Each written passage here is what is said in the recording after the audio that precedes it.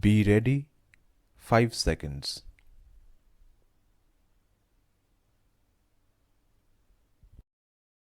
Honorable Chairperson, Sir, I thank you for this opportunity given to me to speak on the Public Examinations Bill 2024. This is quite an interesting bill that the Government of India has brought into this Parliament. I understand that the government has seen through all the setbacks that have happened in the previous years. When a law is being enacted and is brought in the Parliament, it means that there had been some bad instances in the past and are now bringing a law. One big scam that even shook entire India was the Vapam scam that brought the nation to the foot and wanted to ask what happened, when did it happen, how it happened, and who all were involved in it. The government was silent at that time. After that, many competitive exams were held in all parts of the country. There was news in the newspaper and on television that people were jumping into the windows and prodding the candidates. They were telling the candidates all the answers from the window. There were other candidates also. It was all there in the news. The government was silent about that. After all these years, there are so many people who have been punished. A study conducted by one of the leading papers says that 1.5 lakh students have lost their livelihoods. These questions have not been answered in the bill at all. The bill only talks about punishment and fine being imposed. But the bill has not talked anything about how these can be controlled.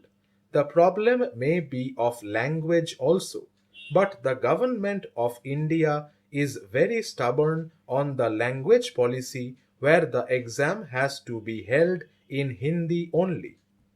In regional areas, many of the candidates are from the state boards and they are not proficient in Hindi. They are not able to answer these questions in Hindi.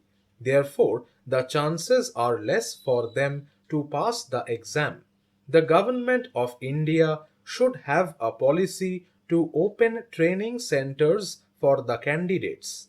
The government has not done anything about that. The government has done nothing. It has not been addressed or discussed here. The students who are from government schools, government colleges, or private universities get exchanged at certain intervals so that even the students from the government institutions are also getting the same kind of value addition in courses. In such a way, they can go for the competitive exams also. Therefore, the well-being of the candidates is being taken care of. They fairly perform in the exams. The government constituted a committee. The states have not been consulted.